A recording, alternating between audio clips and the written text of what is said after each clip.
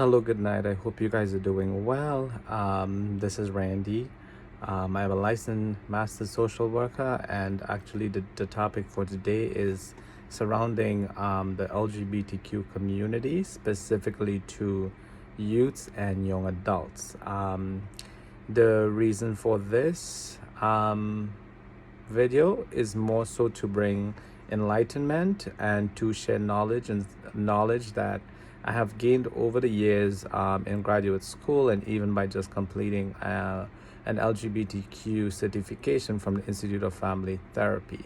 So I felt that one of the main reason is that the LGBTQ community is a very marginalized community and oppressed group that many people, depending on culture, depending on religion, depend on family background, do not want to speak or feel uncomfortable speaking about these topics. So as a person who came from a culture that I don't think it's usually spoken about, I felt the need that with this notion of much is given, much is expected, that it is my duty to actually provide the information, because I have been, exposed with a wealth of knowledge in different institutions about, LGBTQ queer community, right?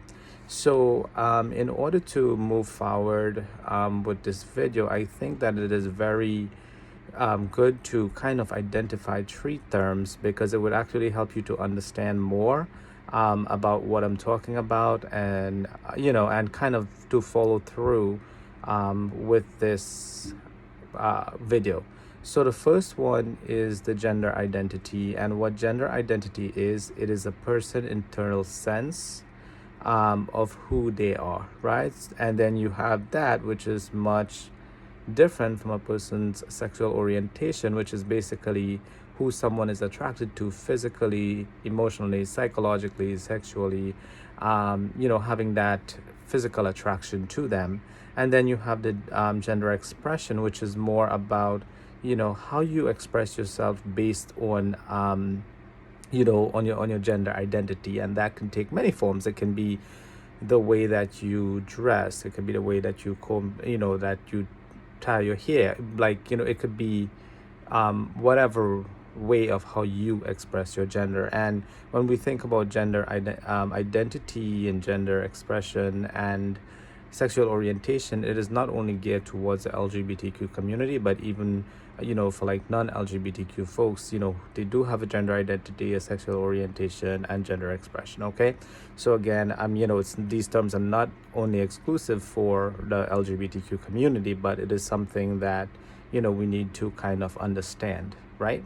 So one of the things, before going further, there is this concept that in the past, in the DSM, which is the Diagnostical Statistic Manual, in the DSM-4, like homosexuality was considered a mental illness, right? So what that did is that it kind of created a lot of confusion for a lot of like, let's say, like psychiatrists, medical doctors, professionals, and so forth, because they actually went on for a long time thinking, that homosexuality is considered a mental illness. But then when the DSM-5, which was a later version, when it was written and when it was revised, they took that out, and they took out homosexuality as being a mental illness, and that was removed and no longer considered a mental illness. But what has happened is that a lot of people, from various generations who believed in the DSM-4 and all of these things, they continue to still believe that. And again, it is passed down to different generations, and then this is how you have like different stigmas, and and people are discriminated and so forth, right? Because of the myths and the different things that were shared back then. So now that you have a little idea of how a lot of the stigmas and stuff has come about, we would talk about some of the struggles that LGBTQ folks face. So the thing about, like, with sexual orientation and stuff, we live in a society that is very dominated by the heteronormative I would say, platform and identity, right? And society has set specific rules and specific codes, and that one should follow in order to be identified, as a man, as a woman, or whatever, right? They have set the bar. So with LGBTQ youths and even young adults, it is like this internal struggle, right? It's like an internal struggle that they face, and it is not something that is visible. It is the fact of the matter of figuring out who you are, and also um, getting the space and the time to talk about things. But again, it could be based on the culture, and I kind of feel like a lot of people of color, for instance, these discussions don't happen a lot, so therefore, like, it even makes it harder for the LGBTQ youth. And one of the things to consider is, one of the main issues is the fear of rejection, which makes a lot of people to keep the feelings inside without expressing it, is because of the fear of rejection by family members. So there was an actual study that was done in Oregon, that looked at the different negative and positive aspects of the LGBTQ community. And one of the negative aspect was the family rejection part. And what it talked about was, it says that LGBTQ youths are 8.4 times more likely to attempt suicide because of family rejection. So whenever there is like family rejection, then like the youth does not feel accepted, does not feel welcome, doesn't have anyone to talk to, doesn't feel that he can talk to, they can talk to anyone. And then this can also lead to abuse, right? Like an LGBTQ youth come and say to a family member or someone, like, well, I am this way and this is my identity, right? They are more prone to experiencing abuse, conflicts, physical abuse, and that can lead to even being as bad as being put out of the homes, or being homeless, right? So these are like the struggles, and these are the things that have a lot of LGBTQ youths and young adults thinking, like, is it worth it, like with family rejection, where I would be losing everything. Now, when we think about the parents and the family members, yes, they have specific goals of, what they expect their child to be and what they want for their child and all of these things, which is all great, and I'm sure it came from a good place. But what is happening is that they're not allowing the children to grow and to be. And by setting up that barrier where a child is scared to speak to you about even their identity, it just creates a lot of issues for them. So now you have a kid here, because of family rejection, is in the verge of homelessness, right? When this kid is put out of homelessness, for instance, right? Then there is it is very easy when someone is put out from the home, right? And you can't pay the bills, you can't do certain things.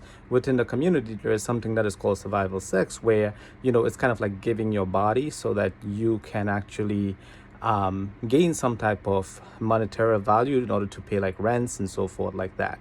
Now, in specific areas, you do have access to like services where, like, homeless shelters and stuff, but not all areas have that, right? So like in New York City, like you have like the Trevor Noah Project. I think it's a 24-hour hotline for LGBTQ youths, and they really try to help them. So apart from the homelessness, but when there is abuse, right, then sometimes what ended up happening, a lot of kids ended up going into like the foster care system, right? And from what I've read is that the foster care system has a rise of LGBTQ youths that are in the system mostly because of conflicts that arise from their sexual orientation or gender identity.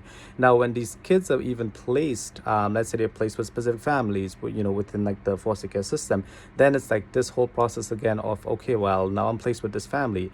I don't know how they would react, if they find out who I am. So it's kind of like not creating a stable ground, and all because of this family rejection. And then the positive aspect of that is that if families are more open-minded and and they try to understand these kids, then what these teenagers and the young adults, what is happening is that they are actually opening up that door for that person to be their most authentic self. And the studies show that a lot of youths who had more accepting and more family interaction that were embracing, their mental health and their life like trajectory kind of take purpose. Because think about it this way: if you're a teenager and you thinking about, or young adult, or you thinking about like losing your whole family because of your sexual orientation or gender identity, that in itself is taking a toll on you, taking a toll on them. And again, I'm speaking to, I know, like my, my followers and everything like that, I have a lot like Caribbean folks, people from all, from all around. And I just want to kind of like, this is more speaking directly to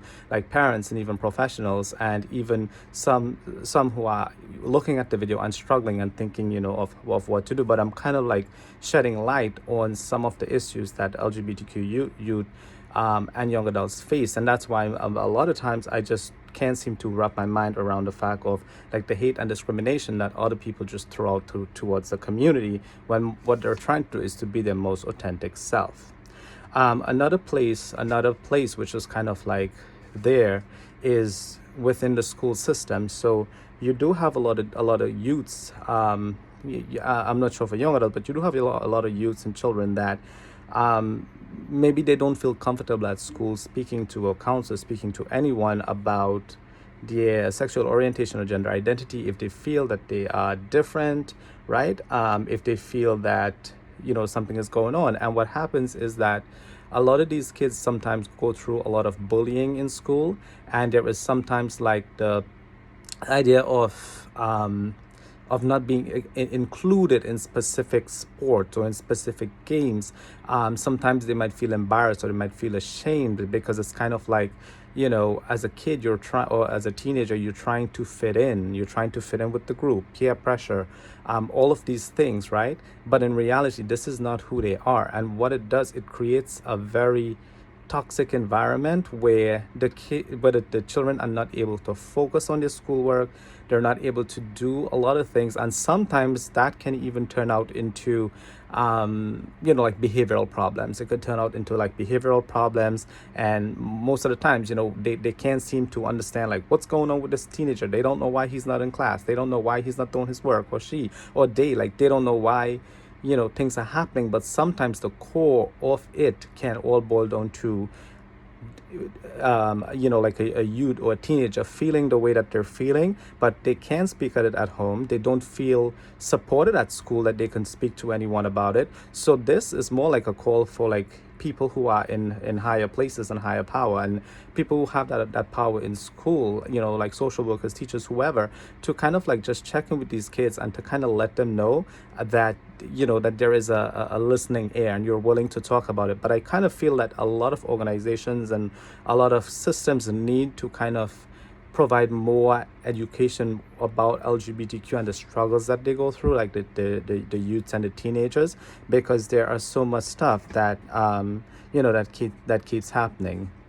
And then we talk about we're looking at it from like from religious institution also, right? So we're looking at it like there is definitely a struggle between religion and sexuality. So sometimes what happens is that a lot of teenagers, a lot of youth sometimes go to church, go to temple, is involved in some spirituality or religion. Sometimes it is something that is passed down to them. Sometimes it is something that that is that they do because again they want to live a certain life.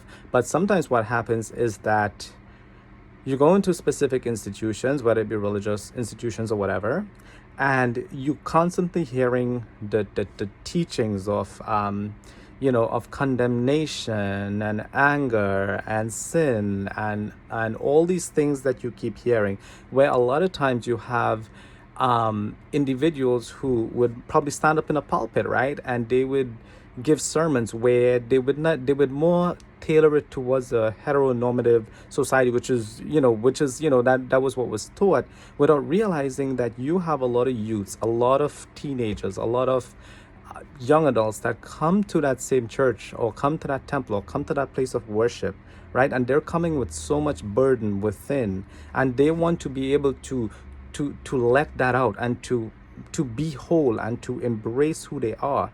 But then they go into an institution where they're not supported, they don't feel comfortable. You have leaders that are up in the pulpit or whatever that is like speaking very negative or judgmental towards them. So now it's kind of, well, okay, this person can't go to school and talk about certain things. They can't speak about it to their family members. And now they're in church, and it's kind of worse because it's kind of like, well, a place that I'm supposed to find hope and healing, that is now even against me. So the thing about it, like, I just want you to think, like, even when you think about youth groups and stuff, and like how many youth groups and how many parishes and how many churches and how many places can say, you know what, we have a place, a safe space where any youth, any teenager, any young adult can come and be like, you know what, I feel welcome, that I am LGBTQ, that I'm a youth, right? So I'm just throwing that out there, to kind of show you of how systems can suppress people. And another thing is from what I'm thinking more like, if you belong to any type of specific spirituality or religion or whatever it may be, I would think that the main concept of most religions is to love and be loved, right? That's what I'm thinking.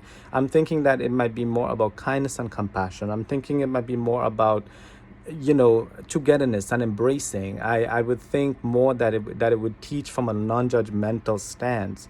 But if you are the leader and you're up there and I know that, okay, well, you're human, I get it, but I kind of feel that sometimes we need to kind of reflect on the message that we're giving out, even from our body language, what we say and what we do, because we don't know who is there and who is being affected in whatever way. And if you belong to an institution that promotes hate, or one that is very judging and promotes hate, or see people as less than because of their sexual orientation and gender identity, then you need to kind of question yourself, or you need to rethink what is happening and what is going on there. Is this really, am I following an institution based on specific teachings? Is this focused on my relationship with a transcendent being? Because I can tell you that love will always overcome hate. That's how I would say it, right? So just think about that. So we talked about from the school point, we talked about from like the family rejection, we talked from the religious institution and the way that people speak. Now we have to talk about like the cultural aspect, right? We have to talk about like the communities that we live in, right? So a lot of us, we live in specific communities. We live in communities that might not agree and might disagree, right? And a lot of LGBTQ youths and teens live in specific neighborhoods where they can't be able to be themselves, and they might even be ridiculed for who they are if they walk a certain way, if they act a certain way, if they're a man and they're seen as more if they're a man and they're not seen as manly or do this toxic masculinity stuff, then again, a lot of stuff can happen to them. So we just want to be very mindful of our own cultural beliefs and judgment, that sometimes what we have to do is to relearn and unlearn. We have to unlearn and relearn what we know from our cultures, because if you think about it, and I would give a perfect example, is that like in specific cultures, being LGBTQ is celebrated, whereas in others it is not, right? We look at the generations and we think about, okay, in this generation now, if you say the word queer, it is something that is celebrated, right? If you were to say that in the previous generations, queer was seen as something that was very derogatory. So we just have to like kind of bear in mind to like even look at things from a cultural lens of how does my culture see this, and how does culture play a role in the way that I treat the LGBTQ youths and young adults. Because I would say that how we treat these individuals, it can help increase their burdens or it can help decrease it, but we have to come to that place of realization, right? Then we also have to look at like the ecological model, right? Where Bonfriend Burner, who created that model, and what that model basically says is human development is shaped by the interconnectedness of environmental systems and also of historical events, right? So is that interconnectedness of systems, right? The interconnectedness of systems. And when we look at the systems like the school system, the family structure, the religious institutions, our cultural beliefs, and so forth. It's about bringing all of these communities together in order to support so that these LGBTQ youths and young adults can be able to grow and to be their most authentic self. We just have to be able to work with that. So now we also will go on to speaking about, like, apart from the family and the rejection and stuff, there's also the whole mental health component of this. There's a whole mental health component of this. So now this child doesn't have, or this teenager or young adult doesn't feel comfortable speaking about, like, sexual orientation, gender identity, and so forth, right? They don't feel comfortable at school. They don't feel like they have the outlet at home. They don't feel like they have the outlet, let's say, like, in the religious institutions, in the community, right? So technically, it's kind of like they're standing in the middle, right? And they're boxed around. It's kind of like putting them in a prison, whereas, like, they're boxed around by non-acceptance of family, non-acceptance of religious institution, non-acceptance of school, non-acceptance of cultural and community, and they're just there alone. So when you think about that, a lot of, like, the like LGBTQ folks, like, the risk of, like depression, anxiety, and stuff is much more higher in LGBTQ youths and young adults than non-LGBTQ youths, because again, it's kind of like this internal struggle, this internal battle that they're fighting, and it's kind of like it's not having that support. And the thing is, like, support is something that is much needed, for anyone. The more support is the better. So, like, you already feeling this sense of, like, exclusion, right? You're not you excluded in a lot of things. Sometimes you might feel hopeless, you might feel depressed because you feel like no one is hearing you. And one of the worst things that you can do for a teenager, for a young adult, is the fact of letting them be silent and not letting them advocate for who they are, for what they want, for hearing them, right? And shutting them down and just making them feel like, they're just existing. The thing about it, like, they just don't need to be existing because of their orientation or gender identity. They need to live, and to live life to the fullest. So the thing about it, like, so depression, feeling, hopeless, and, like, this is a cycle and it will not end, people will not understand me. No, if an LGBTQ person come next to you, or any young person, or anyone come to you and they want to speak to you, sometimes I always say, like, the best gift you can give someone is a listening ear, because sometimes they just want to be heard. They don't want their voices to be taken away. And this here is about me as a therapist, as a social worker, like, to advocate for the community, because again, it is marginalized, it's an oppressed community, and I'm showing you guys of how they are affected in different ways, right? From homelessness and everything. So again, like, the mental health and anxiety, the anxiety of, okay, how would people react if these youths express how they feel, right? The constant battle of anxiety of, if anybody finds out, what would they think, or what would they do? There is a lot of anxiety, there, depression, and that even messes with somebody's low self-confidence and low self-esteem. So think about, like a youth, for instance, right, who have no one to speak about. He feel confused, he don't know what's happening, he's trying to choose between religion and spirituality and sexuality, all these things going on, doesn't have an outlet, right?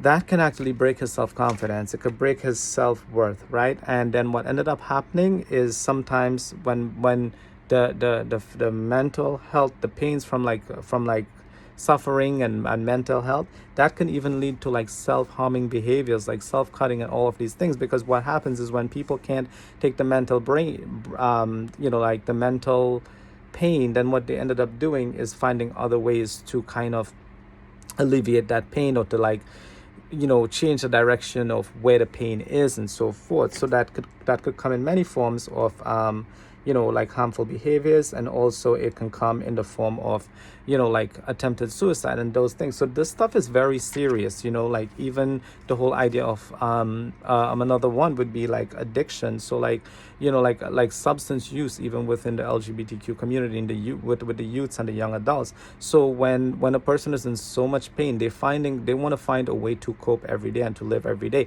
And as I said before, this stuff is not visible. It is not something visible that you would see, and not because someone smiles or someone says, oh, I'm having a good day, mean condition that they are. So what happens is that finding a way to cope and finding a way to escape, and sometimes what ended up happening is this is where substance use comes in. And then, you would find like the youths, and you would find maybe the young adults, LGBTQ folks would start with the substance use that can later lead to addiction, right? So and now it's kind of like it's like a whole cycle, and then from there what happens next? So again, it's all about like supporting and creating affirming environments for LGBT youths and young adults, right? So we talked about basically we provide different definition, a little history about LGBTQ in the DSM. Then we talked about some of the challenges.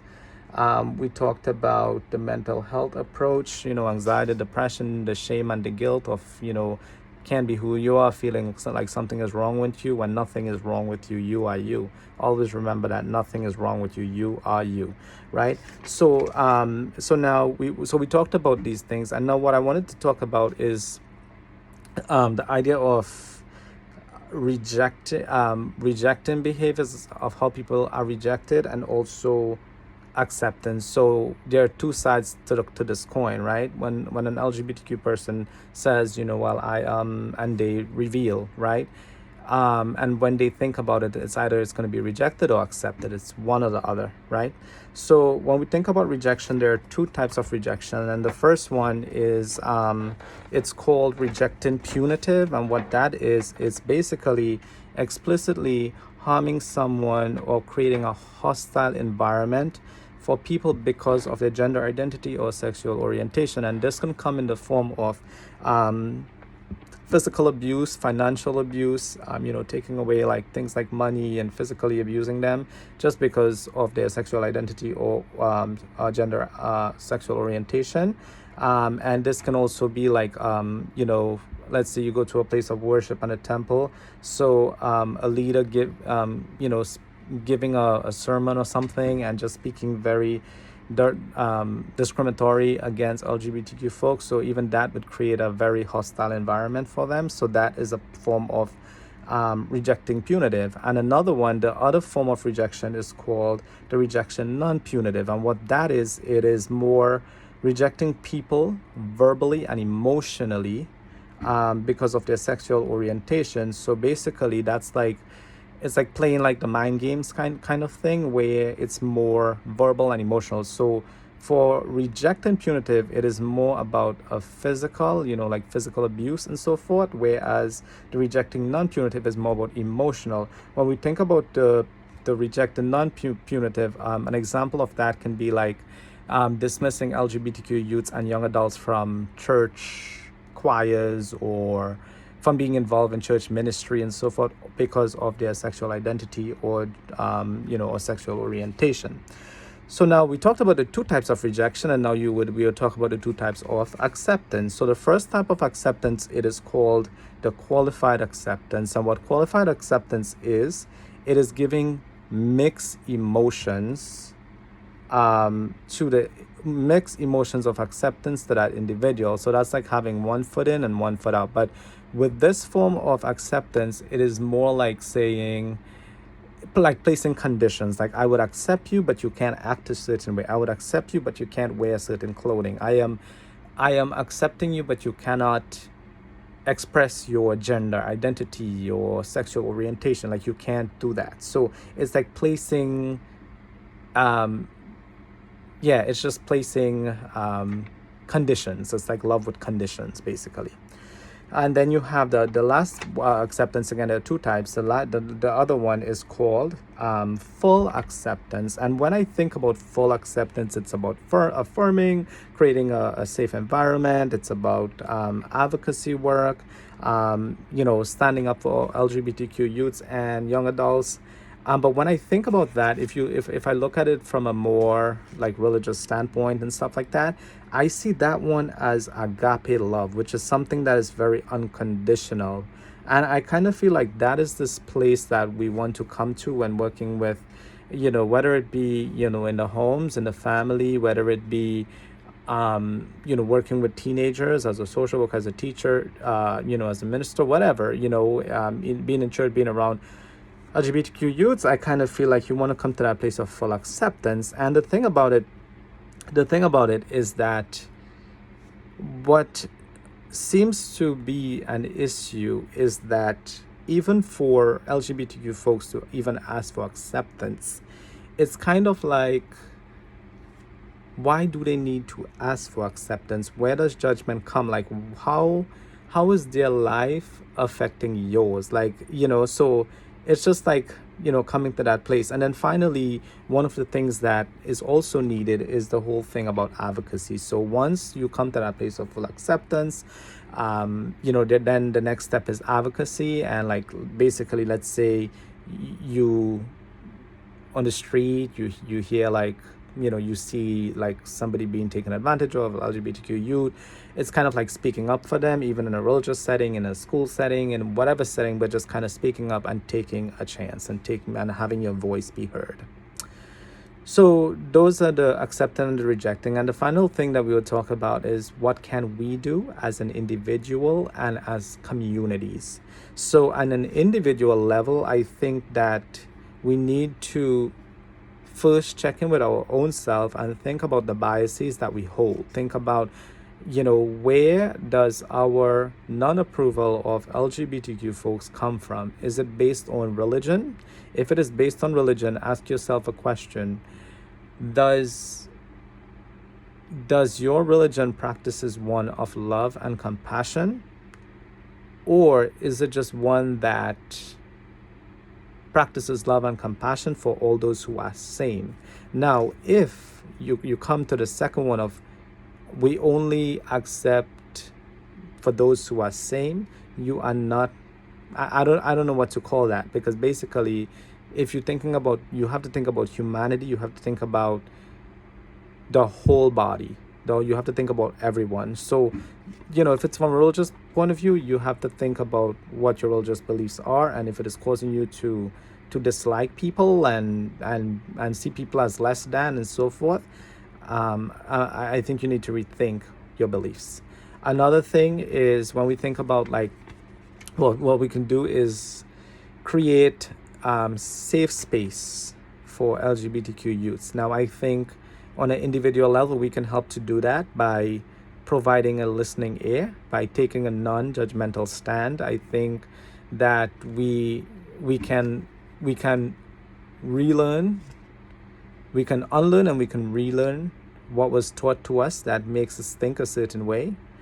I think that even also when you, from a business level, I think that, or from a community agency level, whatever that may be, I think that it would be best to provide trainings that more geared towards working with LGBTQ folks, kind of creating that safe space also within agency settings, to train workers to work and to be there for LGBTQ folks. Another thing that we can do is also